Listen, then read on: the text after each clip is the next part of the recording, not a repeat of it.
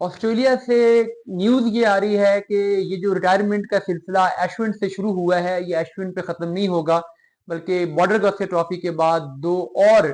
Senior characters retirement लेंगे। ये किस फॉर्मेट से रिटायरमेंट लेंगे, क्या ये पूरी तरीके से रिटायर हो रहे हैं या किसी एक स्पेसिफिक फॉर्मेट से रिटायरमेंट ले रहे हैं और ये प्लेयर कौन से हैं, इसकी डिटेल्स मैं आपसे शेयर करता हूँ। देखिए, खबरें ये आ रही हैं कि जय शाह अभी पहुंचे थे कुछ अर्सा पहले, कुछ दिन पहले ऑस्ट्रेलिया में, और उनकी भी मुलाकात हुई गौतम गंभीर के साथ, मोने मोरकल के साथ, और जो चीफ सिलेक्टर अजीत अगरकर हैं वो भी ऑन बोर्ड हैं। तो जय शाह में, गंभीर में और अगरकर में एक अंडरस्टैंडिंग डेवलप हो रही है, और वो अंडरस्टैंडिंग ये डेवलप हो रही है कि जो सीनियर प्लेयर हैं, जिनका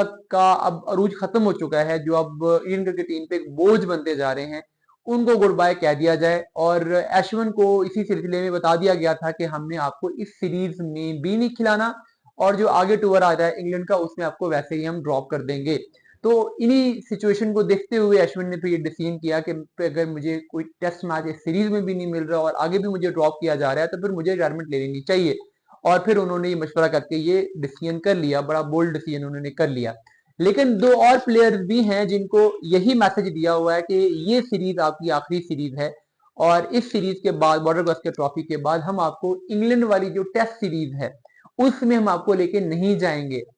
इंग्लैंड की टेस्ट सीरीज में हम नए प्लेयर्स को ट्राई करेंगे, और आगे होम सीरीज तो वैसे भी नहीं आ रही। तो ये जो दो प्लेयर जिनका मैं बात कर रहा हूँ उनको ये बता दिया गया है कि इंग्लैंड के टूर में आप हमारी टीम में, इंडिया की टीम में नहीं होंगे, टेस्ट स्क्वाड में नहीं होंगे।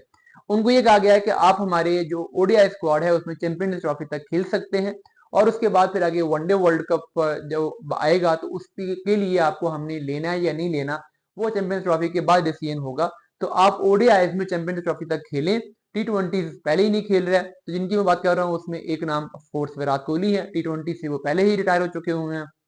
अब टेस्ट क्रिकेट से भी उनको गुड बाय कह दिया गया है, बता दिया गया है कि आपके पास आखिरी सीरीज है, चैंपियंस ट्रॉफी तक आप खेलेंगे, और चैंपियंस ट्रॉफी के बाद हम इवैल्यूएट करेंगे कि ओडीआईज में आपको वनडे वर्ल्ड कप 2027 तक हमने आपको लेके चलना है या नहीं चलना। अब विराट का क्या है कि विराट फाइटर हैं, वो अगर इस सीरीज में कुछ आउटस्टैंडिंग परफॉर्म कर जाते हैं, हालांकि ये उन्हें एडलेड के बाद बता दिया गया था, ब्रिस्बेन में उनसे परफॉर्म नहीं हुआ, लेकिन अगर वो अगली दो मैचेस में कोई आउटस्टैंडिंग परफॉर्मेंस दे के इंडिया को सिंगल हैंडेडली मैच जितवा देते हैं, तो हो सकता है कि फिर बीसीसीआई को अपने डिसीजन से पीछे भी हटना पड़ जाए, क्योंकि फिर फैंस का प्रेशर आता है। लेकिन अभी तक की खबर यही है कि विराट कोहली को बता दिया गया है कि भाई आपकी आखिरी सीरीज है, जो कर सकते हैं कर लें, इसके बाद आपको हम आगे कंटिन्यू टेस्ट मैचेस में फिलहाल नहीं करवाने जा रहे। और फिलहाल कंटिन्यू ना करवाने का मतलब है कि फिर शायद विराट कोहली जिस एज में है,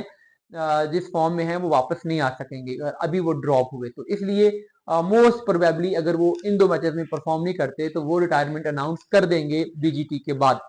दूसरे जो प्लेयर हैं वो कैप्टन रोहित शर्मा है। सेम स्टोरी जो विराट कोहली वाली है वो उनकी है, टी20 से वो रिटायर हो चुके हैं। टेस्ट सीरीज से उनको बता दिया गया कि ये दो टेस्ट मैचेस आपके पास हैं, परफॉर्म नहीं करेंगे तो आपको हम इंग्लैंड नहीं लेके जा रहे। तो फिर रोहित शर्मा का भी डिसीजन यही होगा कि बजाय इसके कि वो ड्रॉप हो जाएं, वो इस सीरीज के बाद रिटायरमेंट अनाउंस कर देंगे। लेकिन ओडीआईज वो खेलते रहेंगे चैंपियंस ट्रॉफी तक, और उसके बाद चैंपियंस ट्रॉफी के बाद फिर वैल्यूएशन होगी, क्योंकि वो ओडीआईज में कैप्टन भी हैं, कि चैंपियंस ट्रॉफी के बाद आगे उन्होंने ओडीआई को कंटिन्यू करना है या नहीं करना। तो विराट और रोहित दोनों के लिए एक जो अलार्म बेल है वो रिंग हो चुकी है, बज चुकी है, और ये दो मैचेस हैं जिसके बाद आप उनकी रिटायरमेंट की खबर सुन सकते हैं।